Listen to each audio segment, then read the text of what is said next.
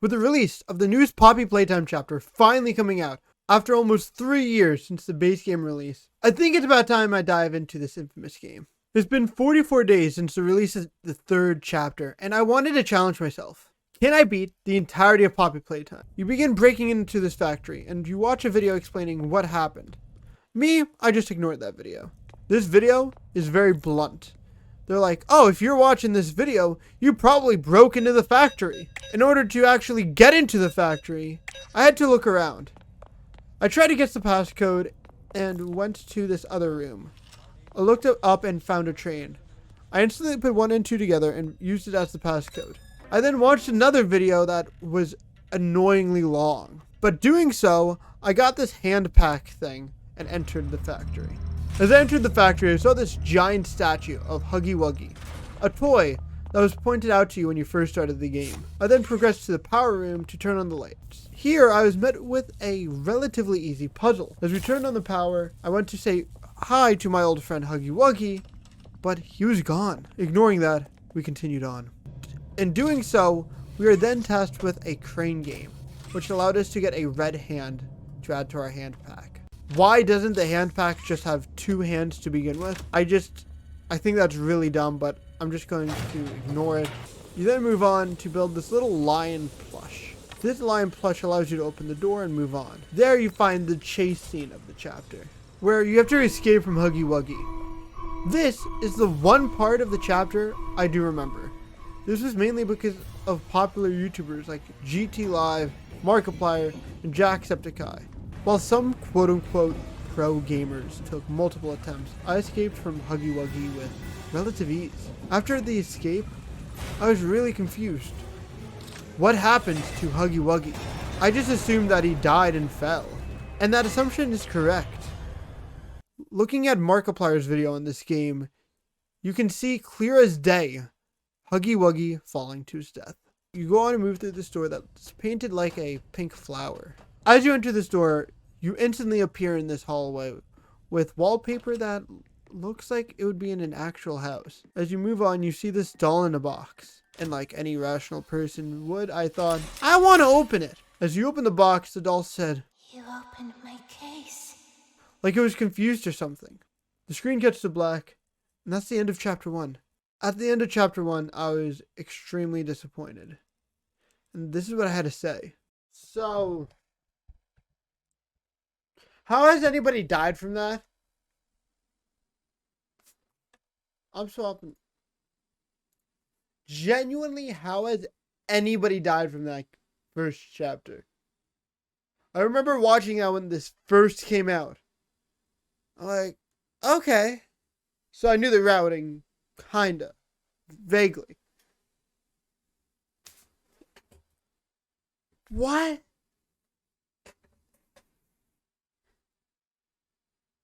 That was the free version, so first chapter is free, so I don't know why I'm so in shock. Also, thank you Hoboken Firefighters for the shirt. Yeah, that's just weird. But I guess it did its job. It was a start to the lore and it popularized the franchise. I can't really be mad at that. For chapter 2, I had high expectations for it. If it isn't good, then I'm not going to be making a video on it. But if you're seeing this, it clearly made an impact. So let's find out about chapter 2 of Poppy Playtime. Chapter 2's journey begins where chapter 1 left off. You are in the room where you opened the box, but the doll is gone. The place that you had originally come from had been blocked off. You found this office and went through this vent. And again, I had to turn on the power. While playing, Poppy showed up and explained who she was, and I clearly didn't care and ventured on. We then found this massive hole Poppy was just randomly sitting in front of for no apparent reason. All of a sudden, she was grabbed by a giant spaghetti-looking arm. Who could have guessed that would have happened? I have no idea. Seeing that, I did the most sensible thing I could think of. I jumped in the hole. Eventually, we make it down this sketchy hallway to open this door, but one of our hands gets stripped off, and we get a face-to-face with Mommy Longlegs. Who named her Mommy Longlegs? Like, I want to call her Mommy for short, but that just sounds so weird. We are tasked with completing 3 different challenges, each having their own struggles. In between doing all 3 challenges and meeting Mommy, we get a green hand.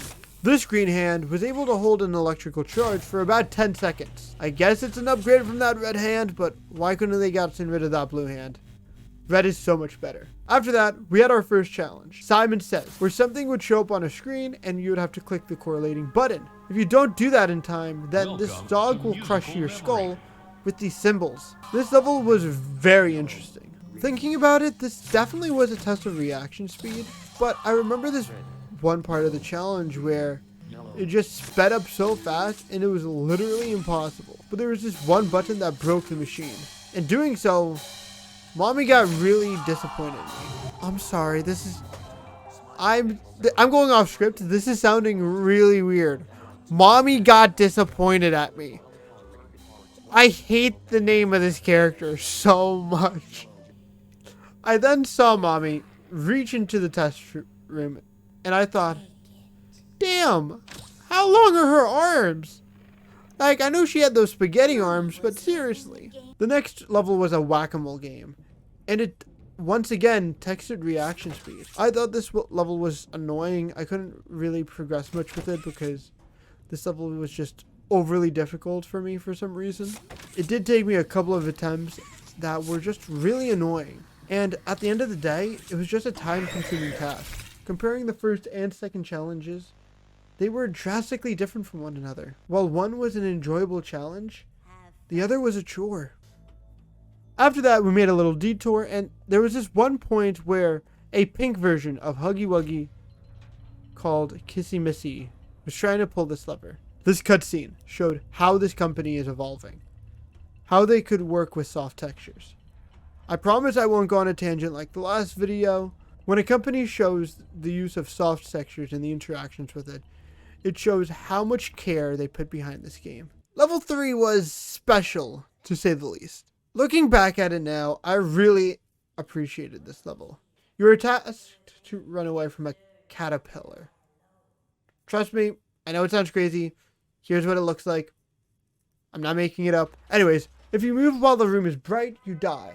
So, in order to progress, the lights have to be off.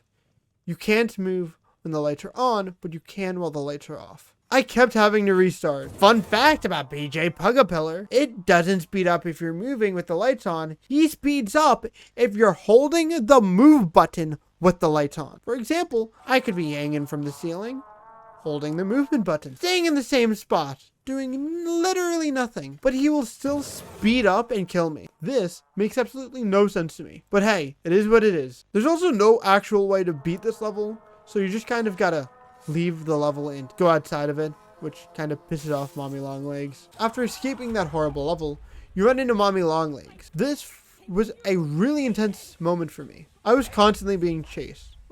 Thought. There were apparently some moments where I wasn't being chased at all, but I had no idea. At one point, I turned on this wood chipper thing and Mommy ran right into it and died. Thank God I don't have to say Mommy anymore.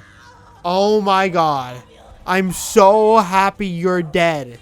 After all of that, you just see her head as a corpse. The head of Mommy Longlegs gets dragged off by this metal claw looking thing. When I saw this, I wasn't creeped out. I was more disappointed than anything. It's really sad because the reason I was disappointed was because I couldn't teabag her.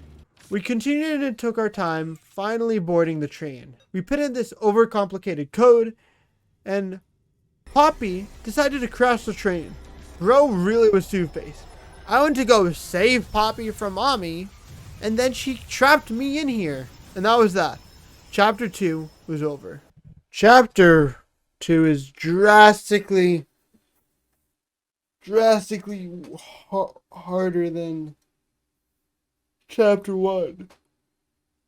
Give you guys some context, I've been playing for an hour and 45 minutes on this chapter. The last chapter took me 20 minutes. I think this was really well put together. The chase one with the caterpillar dude. That's not linked to your movement. They linked it to your movement button. So there was one point where I was just hanging there. And I kept dying because I was holding W down. And he just sped up because I was holding W down. He was very annoying. Oh, I mean, he was very annoying to deal with. Ultimately, that was really well put together. They also included stuff like, what did they include? They included, I really hated that Caterpillar, like, bop it style shit. That shit was annoying. But, what time is it? In Poppy Playtime Chapter 3, we start off with a cinematic of Catnap, a new toy that was introduced, dropping us down a garbage chute. We are then met with this one cutscene from Star Wars A New Hope. Well, it's not really a cutscene, it's just more of a level that reminded me of that.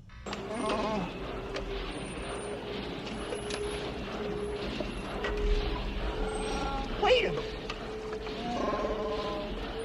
When did this thing pick me up? I'm assuming that we were just supposed to guess that this dude picked you up out of the train and threw you away, but there's not really a connection. Ignoring that, we escape from being crushed in a garbage compactor and are met with some parkour. I instantly think, is this going to be a parkour chapter and try to mimic games like Stride? In order to move on, we have to jump across these pistons. And I do hate to admit it, but I did struggle a little bit. And when I say a little bit, I mean a lot of it. And traveled down a hallway and was met with even more parkour. We sped along it, and at this point, I was tired with it. We entered a vent to start to make some more progress. One thing that I had noticed very early on about this game was that it was very interested in traversing through vents. We make our way to the break room, and this new mechanic is introduced to us. You have to use batteries to open doors. As we explore and work on different things, we hear a phone ring. I then decide to do the one thing you never want to do, and I went to bed. Nah, I'm just kidding. I entered the phone, introducing us to a character named Ollie. I have a prediction about Ollie. I believe Ollie will end up being the owner of that claw hand that dragged away the corpse of Mommy Longlegs. Don't take me at my word, because that's just a theory. A game theory. Thanks for watching.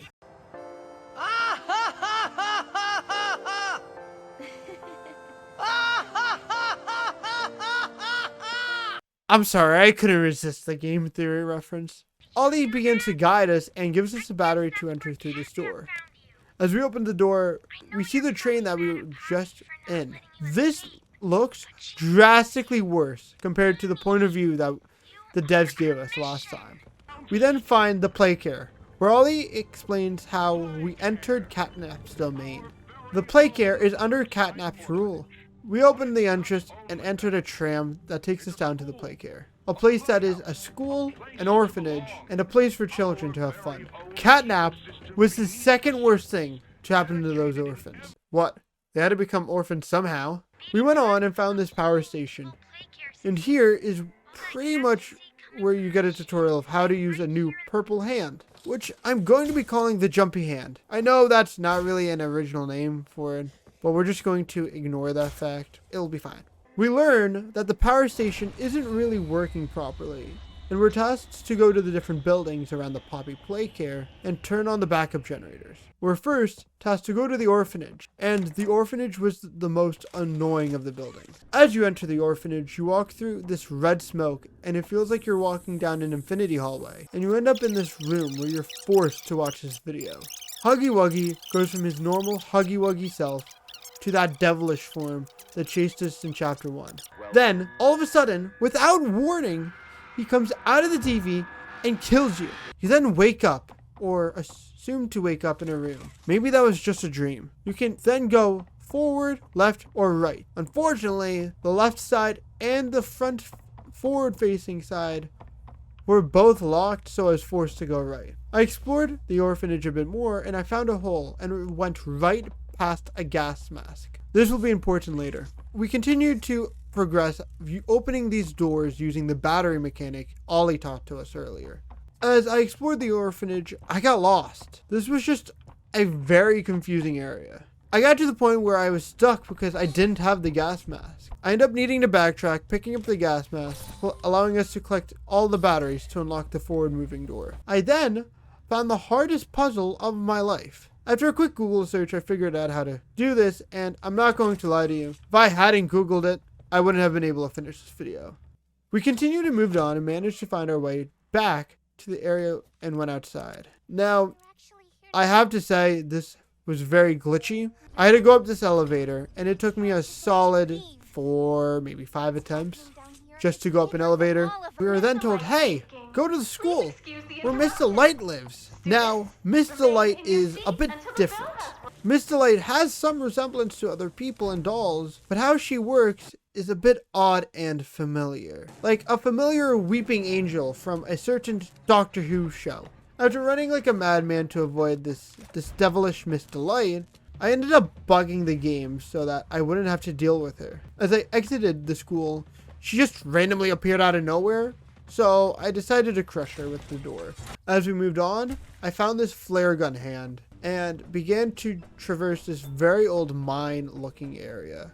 Like if I were in a cave, and it was really weird. I was met with more of those hand puzzle things that I got stuck on earlier. I continued on and actually missed Catnap praising a statue, Catnap praising the prototype. After traversing this cave-like area, we met with an area that we are being chased in once again. It did take a bit to figure out that I was being chased, but once I did, I had to escape them. This was a real struggle and a challenge. And like FNAF 2, it was a fun challenge, not one of those boring challenges like FNAF 3. In order to pass these little annoying toys, you have to push these boxes to get past them. It totally didn't take me like 5, 6, maybe 10 times.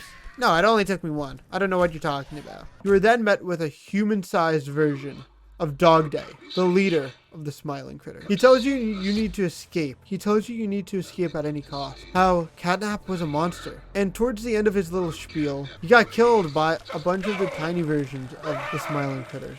Once he got killed, he was being controlled from the inside by those little things that were chasing us earlier. We move on, and as you run away, you quickly learn that there's more to do. You venture into this little office area, grab batteries, and turn on the generators. Right as I went to connect the blue battery, we dropped it and have to run from Catnap, who seemed a lot like a skeleton of his true self. And if memory serves me right, I'm pretty sure I flipped off Catnap. As we completed the final boss battle, it was a fight of precision and speed. It was all about keeping calm under pressure, which I failed at so much. I then reviewed the footage, and apparently right before this final boss, I may or may have accidentally let my webcam wire come loose, so there's no more webcam. After failing over and over again, we finally beat that boss. As we go to leave the facility and head down the elevator with Kissy Missy and Poppy, we've learned that Kissy Missy can't come with us, that she just has to wait for the elevator to come back. Next thing we know, we see Kissy Missy got killed by the prototype, just like Catnap was. This game and this chapter was extraordinarily intense. So that was Poppy Playtime Chapter 3, and wow, that was fucking intense, to say the least. Wow.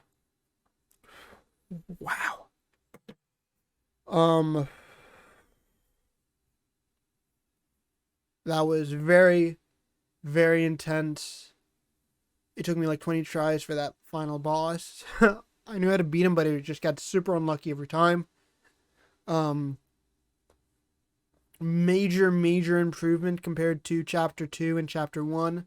Chapter 1 was kind of like out of 10. I would rate that out of 10 like a solid 2.5 out of 10, 3 out of 10. It was a free game just to grab people's attention, to bring traction to the game.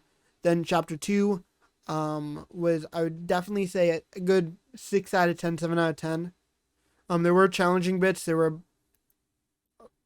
But this chapter right here, I would say it's a perfect, not a perfect. I would say it's a 9.5 out of 10. I did have a couple of glitches while playing. But besides that, it was really enjoyable. It was really fun. I had a really fun time, and yeah.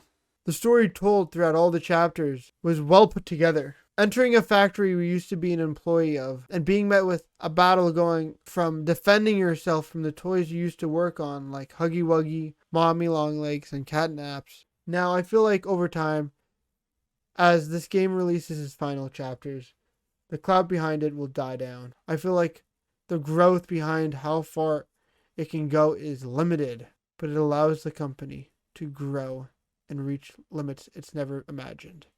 Hey guys, thank you so much for watching this video. Special shout out to Sean for helping me edit the script. And I think you should check out his channel. I'll leave the link in the description below and throw it up on screen now. Thank you so much for watching and have a good one. Peace.